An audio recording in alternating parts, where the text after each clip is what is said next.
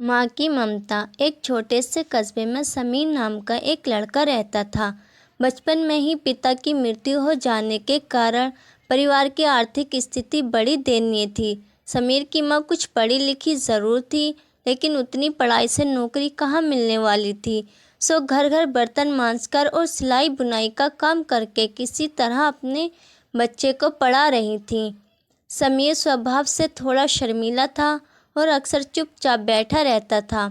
एक दिन जब वो स्कूल से लौटा तो उसके हाथ में एक लिफाफा था।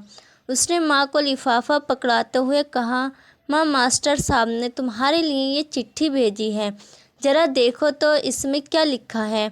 माँ ने मन ही मन चिट्ठी पढ़ी और मुस्कुराकर बोली, बेटा, इसमें लिखा है कि आपका बेटा काफ़ी होशियार है। इस स्कूल के काफ़ी बच्चों की तुलना में इसका दिमाग बहुत तेज है और हमारे पास इसे पढ़ाने लायक शिक्षक नहीं है, इसलिए कल से आप इसे किसी और स्कूल में भेजें।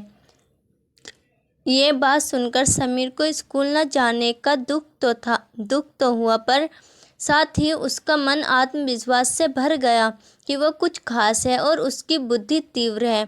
माँ ने उसका दाखिला एक अन्य स्कूल में करा दिया। समय बीतने लगा। समीर ने खूब मेहनत से पढ़ाई की। आगे चलकर उसने सिविल सर्विसेज परीक्षा भी पास की और IAS ऑफिसर बन गया। समीर की माँ अब बूढ़ी हो चुकी थी और कई दिनों से बीमार भी चल रही थी और एक दिन अचानक उनकी मृत्यु हो गई। समीर के लिए ये बहुत बड़ा घात था। वह बिलख बिलख कर रो पड़ा। उसे समझ नहीं आ रहा था कि अब अपनी माँ के बिना वो कैसे जिएगा। रोते रोते ही उसने माँ की पुरानी अलमारी खोली और हाथ में उनकी माला, चश्मा और अन्य वस्तुएं लेकर चूमने लगा। उस अलमारी में समीर के पुराने खिलौने और बचपन के कपड़े तक संभाल कर रखे हुए थे। समीर एक एक कर सारी चीज़ें निकालने लगा और तभी उसकी नज़र एक पुरानी चिट्ठी पर पड़ी।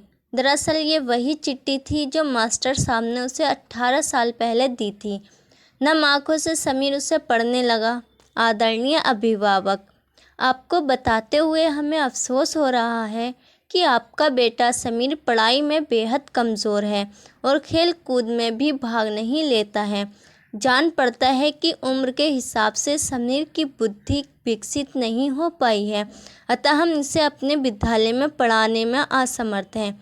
आपसे निवेदन है कि समीर का दाखिला किसी मंदबुद्धि विद्यालय में कराएं अथवा खुद घर पर रख कर इसे पढ़ाएं। समीर जानता था कि भले अब उसकी माँ इस दुनिया में नहीं रही, पर वो जहाँ भी रहे उनकी ममता, उनका आशीर्वाद सदा उस पर बना रहेगा। माँ से बढ़कर त्याग और तपस्या की मूरत भला और कौन हो सकता है। हम पढ़ लिख लें, बड़े होकर कुछ बन जाएं, इसके लिए वो चुपचाप न जाने कितनी कुर्बानियाँ देती है। अपनी ज़रूरतें मारकर हमारे शौक़ पूरा करती है। यहाँ तक कि संतान बुरा व्यवहार करे तो भी माँ उसका भला ही सोचती है। सचमुच माँ जैसा कोई नहीं हो सकता। दोस्तों, आपको ये कहानी कैसी लगी कमेंट्स में ज़रूर बताएं। अगर आपने अभी तक हमारे चैनल को सब्सक्राइब नहीं किया है तो हमारे चैनल को सब्सक्राइब कर लें और वीडियो को लाइक कर दें।